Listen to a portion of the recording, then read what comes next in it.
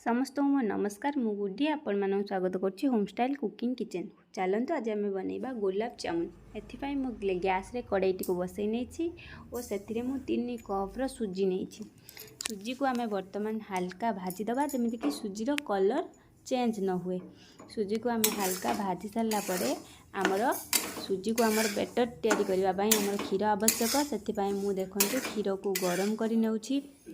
गरम करी मु क्षीर को रखीदे 3 कप सुजी पाई आमको ताठू टिके बड़ कप माने तार 1.5 गुणा कप 3 कप क्षीर दरकार। नले आपन जदि सेही कप टी को यूज करेंगे ताहले तार 1.5 गुणा माने 3 कप पाई 4.5 कप क्षीर नहीं जिवे और खली प्रस्तुत कला परे तापर किछि घी देदेबे आमर सुंदर भाव तार चिकन आसीबा पाई गोल करने आमको सुविधा हम। एवं बर्तमान आम कौन करवा ना सुजीर खली को भल भाव चकटी नवा तादेह आउ कि घी ऐड करदे करके बर्तमान देखु मु सुंदर भाव गुलाब जामुन तैयारी करके रेडी कर देछि।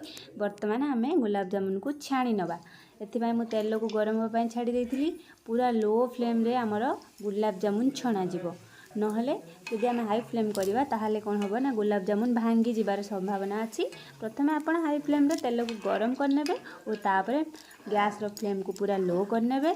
लो करिकी गुलाब जामुन को छाणी नेबे। एबे आमे गुलाब जामुन पाई चीनी सिरा प्रस्तुत करवा।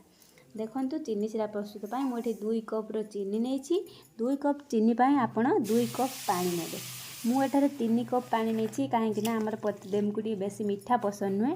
जदि आपण को बेसी मीठा पसंद ताहले आपण 2 कप चीनी रे 2 कप पानी नेबे। जेतिक परिमाण रे चीनी नेबे सेतिक परिमाण रे पानी नेबे। वर्तमान देखंतु सीरा आमर किछि समय फुटिला परे सीरा आमर हेछि कि नहीं आमे गोटे ठोपा सीरा को आनिकी हाथ रे लगेगी देखि परिबा अठा भली हेछि कि नहीं। नहले आमे कोन करबा ना गोटे प्लेट रे पकेकी ताको हाथ रे देखिबा सीरा आमर ठीक भाव में प्रस्तुत हैला कि नहीं। टिके जस्ट अठालिया अंश लागिले सीराटी प्रस्तुत हो जिवो। और सीरार बहुत सुंदर बास्ना आसीबा पई आमे कोन करबा ना किछि गुजराती को गुंड करिकि मु नै जाइछि नै कि सीरा रे पके देछि। वर्तमान आमर छणा गुलाब जामुन छणा चली। वर्तमान देखो मु सीरा रे पके देछि गुलाब जामुन रेडी हो गला। रहिली जय जगन्नाथ।